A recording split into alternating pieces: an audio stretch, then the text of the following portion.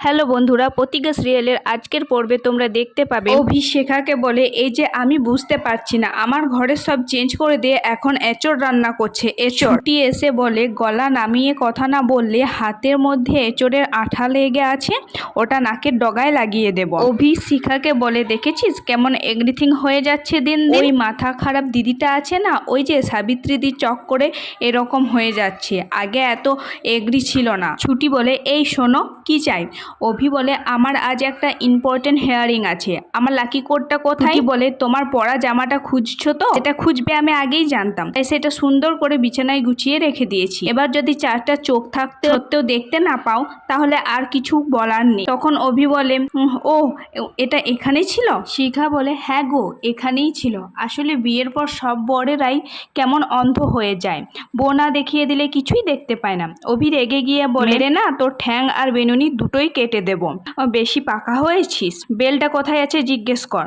ছুটি বলে, যাবতীয় সব জিনিস ওখানেই গুছিয়ে রাখা আছে, এরপরেও দেখতে না পেলে আমি এবার চোখের ডাক্তারের কাছে নিয়ে যাব। শিখা, এসো তো, তাড়াতাড়ি এসো, মা ডাকছে অনেকক্ষণ ধরে। তারপর অভি রেডি হয়ে যেই বেরোতে যায়, এমনি দেখে রুমালটা নেই, তাই ছুটিকে ডাকতে গিয়ে আর ডাকে না। বলে, না ডাকবো না, বাড়িতে তো পুরো একটা গ্যাং আছে, আমার এগেনস্টে ডাকলেই তো সবাই চলে আসবে আমাকে অপমান করতে, আমি নিজেই খুঁজবো। আর খুঁজতে গিয়ে ছুটির ডায়েরিটা পেয়ে যায়, আর খুলে দেখতে গেলে ভাবে, না, অন্যের ডায়েরি দেখাটা ঠিক হবে না। তাই বলে রাখতে গেলে আবার ভাবে যে এমন কিছু লিখে রাখেনি তো যে 1 বছরের কন্ট্রাক্ট শেষ হয়ে গেলেই চলে যাবে, একবার দেখবো।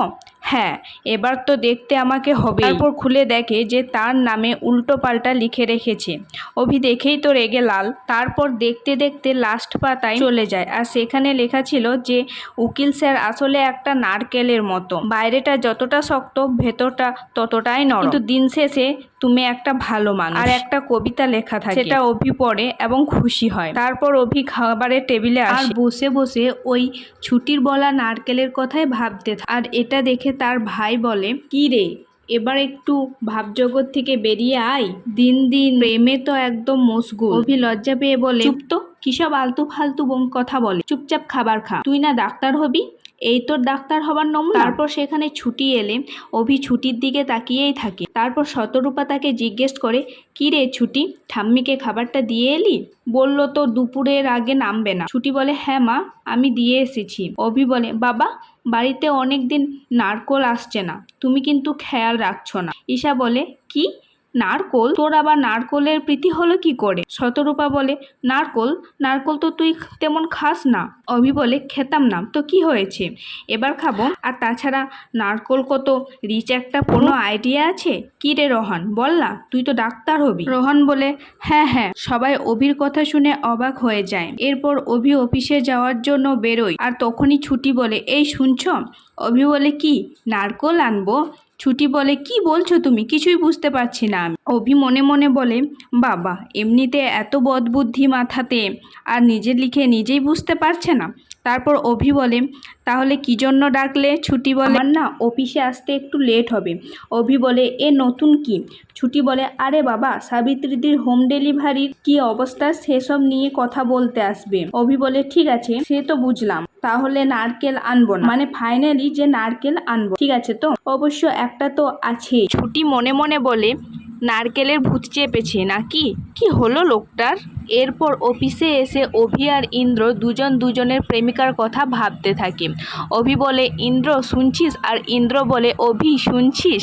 তাদেরকে চা দিতে এসে তাদের দারোয়ান বলে, দুজন দুজনেরই রাধার কথা ভাবতে ব্যস্ত। অভি বলে, এই ফালতু কথা কেন বলছো, এটা সিরিয়াস কাজের জায়গা, চাটা রাখো আর এখান থেকে যাও। দারোয়ান বলে, এই বিস্কুটটা এনেছিলাম, ভেবেছিলাম আজ হয়তো কাজে লাগবে, রেখে যাব না, নিয়ে যাই।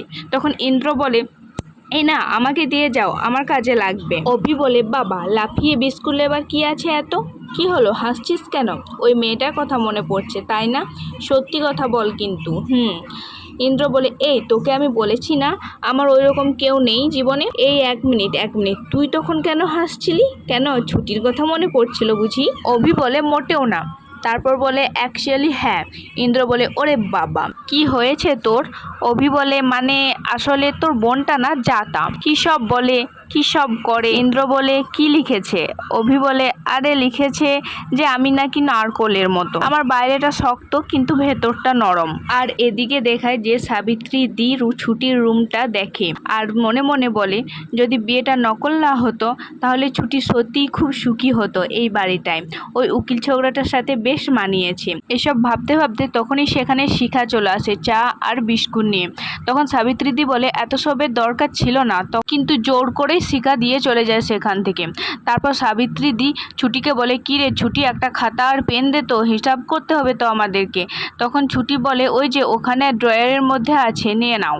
আর তখনই সেখানে সাবিত্রী দি ছুটির ডায়েরিটা পেয়ে যায় আর ডায়েরির মধ্যে ওর সব লেখা দেখতে পেয়ে যান। তখন ছুটিকে জিজ্ঞেস করে ছুটি এসব কি রে? ছুটি মনে মনে বলে এই রে এবার হয়েছে, আমার তো সব লেখা পড়ে নিল সাবিত্রী দি। ছুটি ঘাবড়ে গিয়ে বলে ওইসব কিছু না সাবিত্রী দি, ওসব মিথ্যে, এসো আমরা হিসেব করি। তখন সাবিত্রী দি রেগে গিয়ে বলে কি মিথ্যে, তুই কি নুকাচ্ছিস আমার কাছে? আর তুই কি উকিল ছোকরাকে ভালোবেসে ফেলেছিস? বন্ধুরা ছুটি কি সত্যি অভিকে ভালোবেসে ফেলেছে বা অভি কি সত্যি ছুটিকে ভালোবেসে ফেলেছে? তো দেখা হচ্ছে পরবর্তী ভিডিওতে। ভিডিওটি ভালো লাগলে লাইক করতে ভুলবেন না আর সাবস্ক্রাইব করতেও ভুলবেন না।